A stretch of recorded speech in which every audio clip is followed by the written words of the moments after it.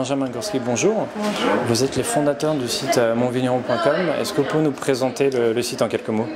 Alors, le site monvigneron.com, on a décidé de développer ce site pour que ce soit une place de marché dédiée aux professionnels du monde du vin et de l'onotourisme. Alors, qu'est-ce que c'est qu'une place de marché? Finalement, dans le langage web, c'est une place où ils peuvent venir s'inscrire gratuitement et disposer d'un certain nombre de fonctionnalités qui vont leur permettre de dynamiser leur visibilité sur leurs activités. Ça va être de la vente de vin pour les vignerons, ça va être éventuellement de la vente d'hébergement pour ceux qui font de la réservation d'hôtellerie dans un domaine, dans un contexte de viticole, ou tout simplement faire de la réception, faire de l'information sur la réception au domaine, tout simplement en complétant par de la vidéo, du contenu texte, de la photo, pour que ça enrichisse tout simplement le contenu média des propriétaires.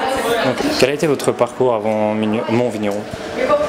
Alors, originellement, on vient de la musique, mais on a très vite bifurqué vers le web. Alors pour ma part, j'ai d'abord eu la chance en fait, d'intégrer une start-up qui s'appelle MusiWave, qui est spécialisée dans la musique, mais qui a été très vite rachetée par Microsoft. Donc très belle expérience auprès des équipes de Zune et de MSN en Europe.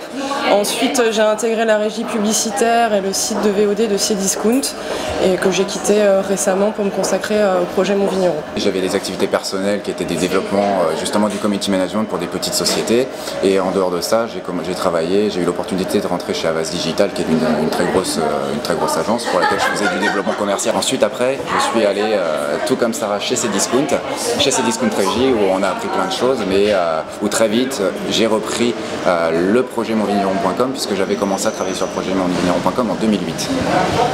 Quelles ont été les motivations à l'origine du projet? Alors c'est vrai que nous, vu qu'on vient du web, c'est vrai qu'on a été habitué à tout ce qui est monétisation des sites web et les nouveaux business models, c'est quelque chose qui nous passionne. Et c'est vrai que bon, après on a une passion pour le vin, donc on a beaucoup visité des vignerons, des caves, ce genre de choses, et on s'est rendu compte que le web pour le vin n'était absolument pas développé, notamment en ce qui concerne ses modèles économiques, qu'on leur vendait pour la plupart des sites internet qui coûtaient très très cher et qui n'étaient pas du tout flexibles, où on ne pouvait pas faire de mise à jour. Donc, qui ne correspondait ni aux besoins finalement des vignerons, ni à ceux des internautes dans la recherche d'informations. En fait, on a pris le pari de se dire que les vignerons allaient se mettre peu à peu aux nouvelles technologies, ce qui n'était pas forcément évident il y a 2-3 ans quand on s'est lancé dans le projet.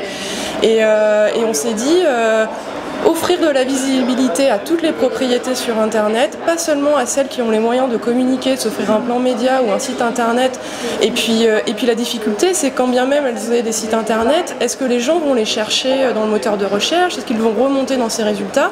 Donc nous, on a voulu créer une sorte de grand réseau, mais qui ne soit pas fermé, pas au sens communauté, pas du tout, enfin, pas réseau social, mais créer un réseau que l'on animerait et qui permettrait justement à ces petites propriétés d'augmenter le nombre de visites dans leur domaine, de vendre leur vin en ligne, d'annoncer leurs événements. Enfin voilà, un outil gratuit, simple, ludique, où ils aient vraiment les clés en main pour uploader des photos ou leurs actualités. Voilà l'envie de départ. En fait, c'était finalement on a fait le parallèle entre marché du vin et marché de la musique, ouais, où pour nous on a vraiment un parallèle qui est assez flagrant, c'est-à-dire on a deux produits culturels, on a une offre qui est tout simplement colossale, avec une petite minorité toujours qui émerge très facilement parce qu'ils ont les moyens financiers, et ensuite une très large partie du marché qui fait du produit de très bonne qualité, voilà, mais qui n'a pas toujours les moyens financiers, soit de développer une véritable visibilité, soit de se payer des outils. On a voulu donc justement rompre ces pas d'accessibilité en faisant des choses gratuites, simples et fonctionnelles. Est-ce que vous pouvez nous expliquer le business model de Monvigneron? Alors c'est vrai que c'est une question qu'on nous pose souvent, pour la simple raison que quand on rencontre une propriété, un vigneron, on lui dit viens t'inscrire chez moi, tu verras, tu auras plein d'outils et en plus c'est gratuit. C'est-à-dire que, alors forcément la première question qui lui vient c'est mais comment tu fais pour gagner ta vie? Alors c'est vrai que ça nous fait souvent sourire, mais pour nous qui travaillons dans le web déjà depuis, pour moi en tout cas bientôt 7 ans, le web pour moi c'est synonyme de gratuité. Alors pourquoi? Parce que finalement on va le proposer gratuitement, et comment est-ce qu'on compte vivre derrière?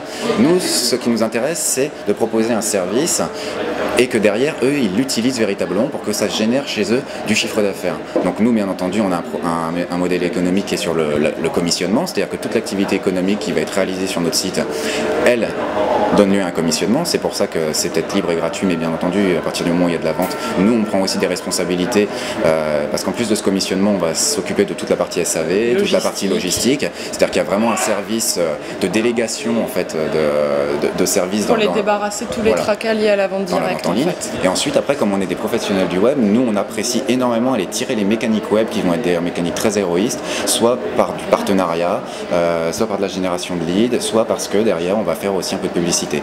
Mais voilà, on est sur un modèle économique qui va être essentiellement activité commerciale, partenariat, publicité. Pour l'année à venir, quels sont vos projets et quels sont les objectifs pour Mon Vigneron? Notre objectif réel et financier, c'est surtout pour pouvoir donner vie à toutes nos ambitions, d'essayer de réaliser la levée de fonds qu'on s'est fixée pour octobre-novembre. Mais après, en concret, nos objectifs, c'est vraiment d'ouvrir la vente en ligne la semaine prochaine, les ventes groupées, pouvoir découvrir, se permettre de prendre peut-être un peu plus de risques à tester des cépages qui seraient un peu moins connus et ouvrir après toute la palette des services de nos touristes, c'est-à-dire réservation de tables d'hôtes ou de chambres d'hôtes au cœur des vignes. Donc voilà, on essaie de couvrir vraiment toute la superficie de l'onotourisme. En général, voilà. Merci Sarah, merci Benjamin. Oui.